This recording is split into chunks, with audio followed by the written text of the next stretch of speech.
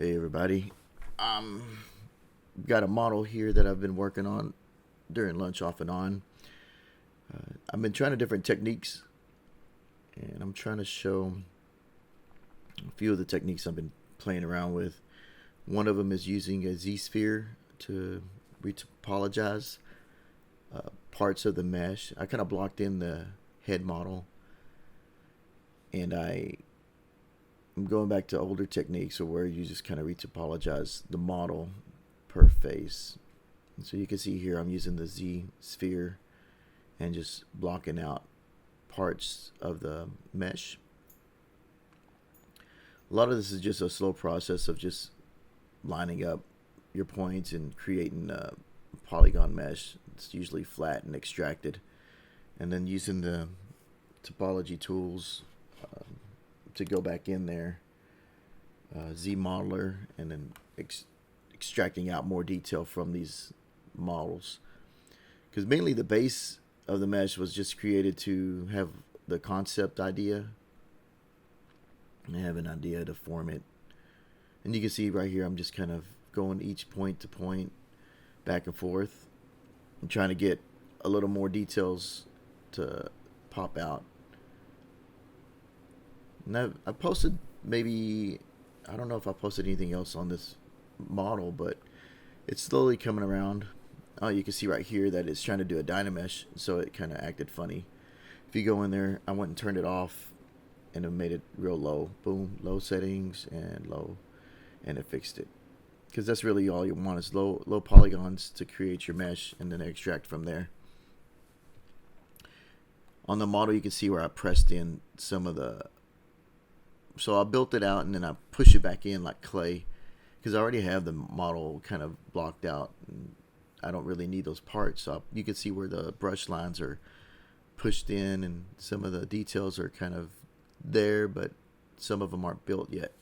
And I'll turn on the model in a bit, and you can see all the other pieces. Let's see if I turn it on. I probably don't yet.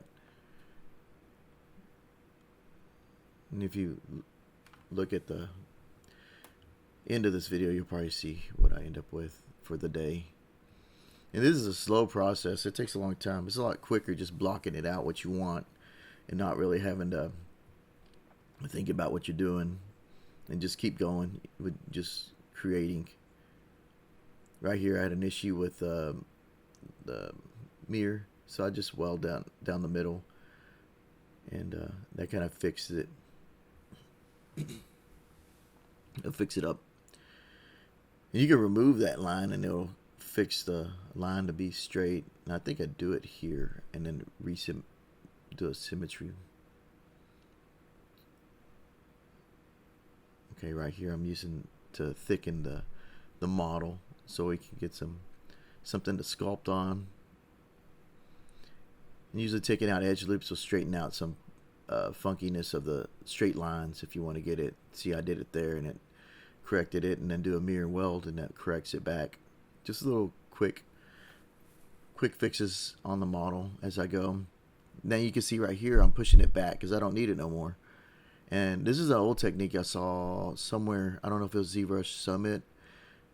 Somebody was doing the similar thing. They built the model and then they would push it back in, or had a model sitting on top of another model, and they just kind of blocked it out and pushed it in. And I kind of took that technique and used it here.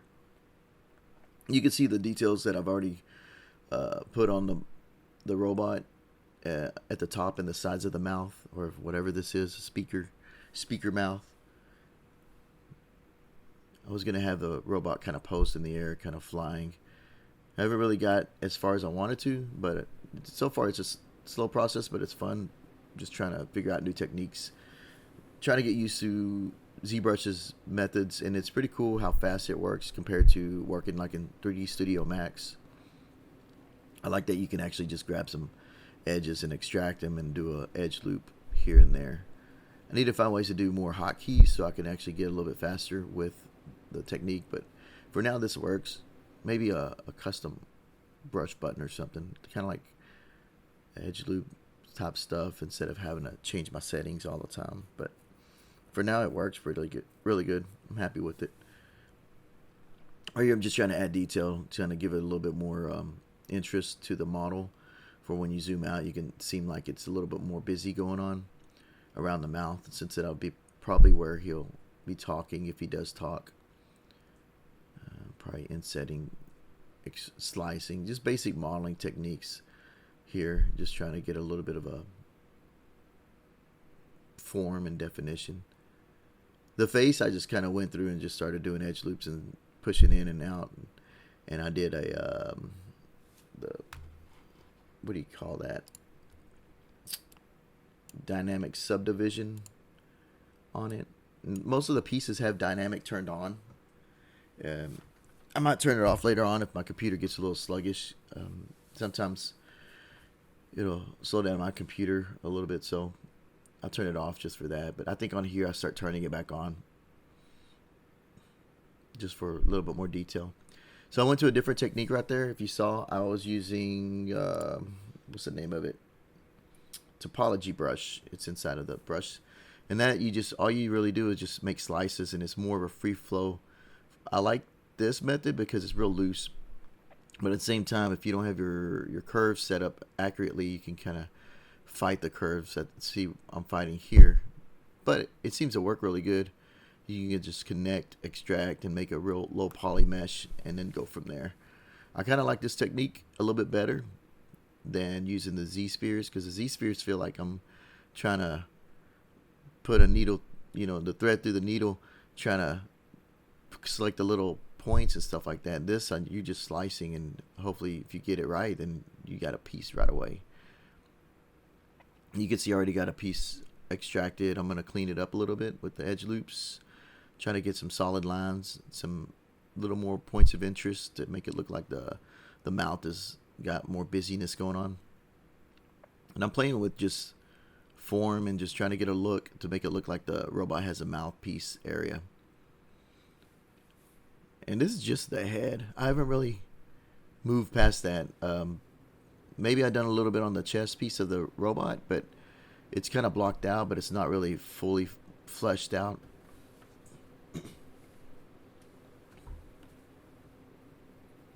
And this is sped up to double the speed. I didn't really want to drag this video out too long. It would have been a good probably 45 minutes or so, but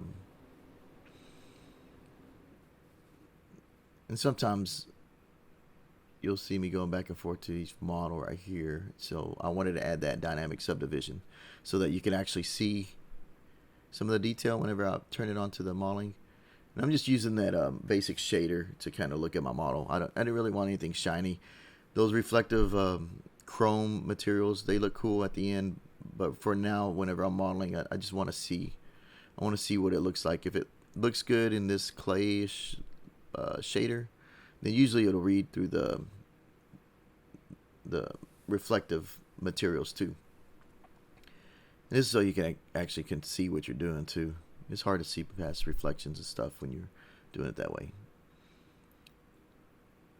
So my idea for these pieces were to kind of have like little areas at inset, and I might put like a little light inside of these spaces to kind of give them like a more robotic kind of LED on his face, and then might extract these pieces out to give him that robotic feel. And plus neons are fun and they're cool.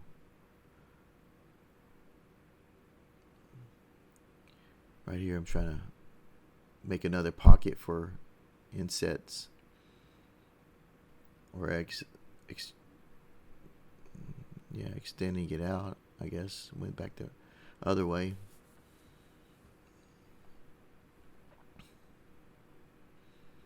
Trying to get a little more interest on this, soften these edges so it's not so hard and box modely looking. I love that dynamic subdivision. Helps out a lot when you're trying to get something to make it look a box a little more interesting. And you can see on the mouth, I'm already kind of getting that point of interest, or where I'm trying to make a little more detail to have you feel like it's a little more busy. And you can see right here, I turn on the material, the glossy material, to kind of get an idea looking at it. and it kind of reads from a distance. Looks kind of robotic, kind of aerodynamic. He's doing one of those Dragon Ball Z floating with the rocks going on there. The jetpacks on his back, I don't know if I'm gonna keep. They look, I don't know. Well, I'll decide once I start modeling on it if I want to keep it on there. Mainly, this model started out as just trying to learn different techniques of poly modeling on top of a sculpt, and after a while, you just start keep doing it. And you're like, oh, this is fun. You just kind of zone out and just keep going. Trying to get my look. See, he opens his mouth. I am robot. I am here. So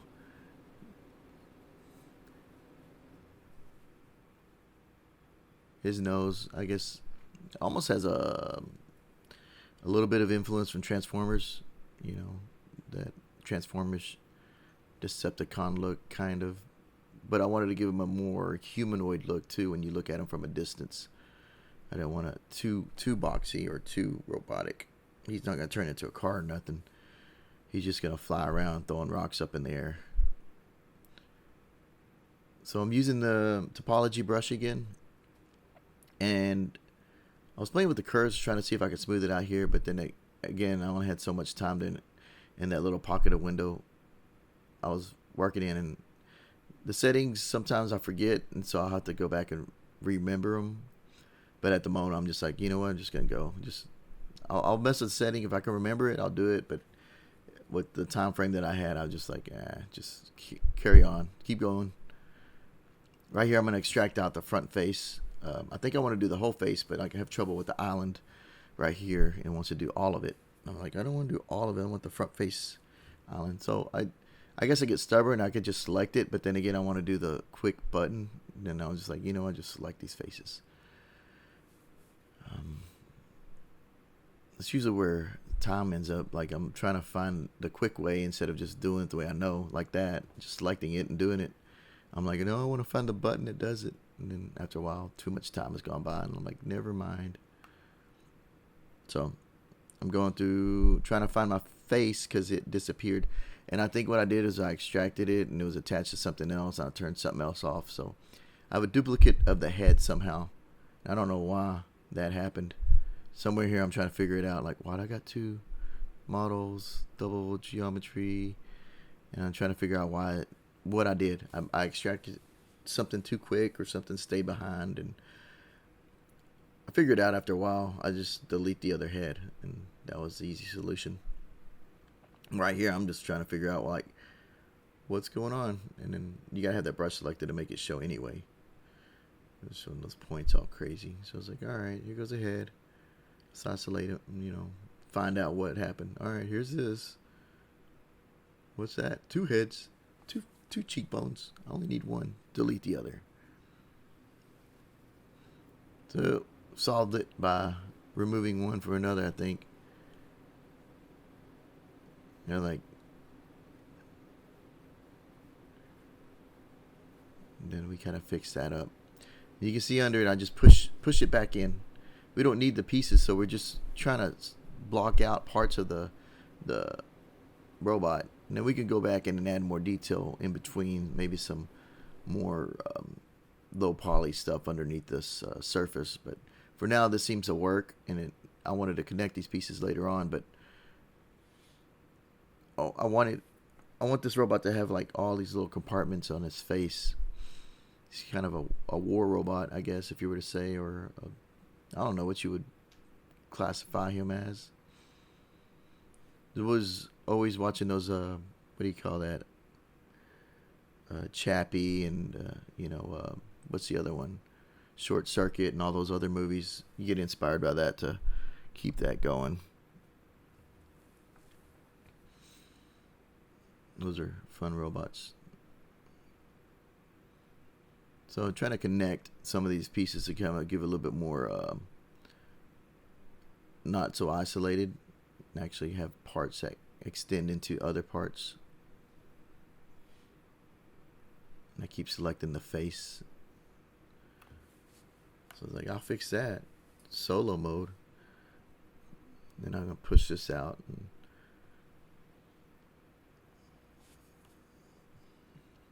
You can kind of see that originally the original sculpt was pretty generic, and then as I do the box modeling, I see other shapes in there. So I'm kind of constantly revising the look of the robot, give him a little more cheekbone-ish look on his face. Insetting, extruding. I keep saying extracting this morning. Extruding polygons. Right here, I'm just kind of trying to figure a way to connect that to that, I think. Oh, I do an inset, sorry. There it goes. Connecting pieces. And you can see it's just kind of like free flowing.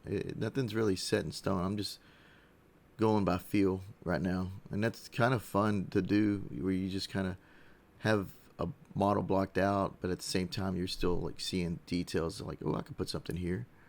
Let's push this out a little bit more to give a little more interest. And so I'm starting to slope more stuff towards his face to give him some aerodynamic look. And I'll do it a few times around it, going through this model. I think I saw another part I could probably put a light, kind of his sensors. And then I'd do the dynamic. The dynamic helps a lot whenever you're trying to get these models looking a little bit more polished. But then you can see like a little bit of the edging right there. It's kind of showing up. I guess the smoothing group, if you want to call it something. I don't know if there's a way to do a smoothing group within Zbrush. At the same time, it works, whatever this is. To add some lights to him would be pretty cool, though. You can see him from a distance, like little glowy lights. And I guess I did do some of his chest, looking at it now. I might revise it later on. But he's going to be just a more of a learning process for me to try to get some more details out of a simple base mesh. But that's most of what I got for today. Hopefully some of these techniques help for you. I'm still learning too. But appreciate you watching, and that's about where I'm at. Thanks for watching.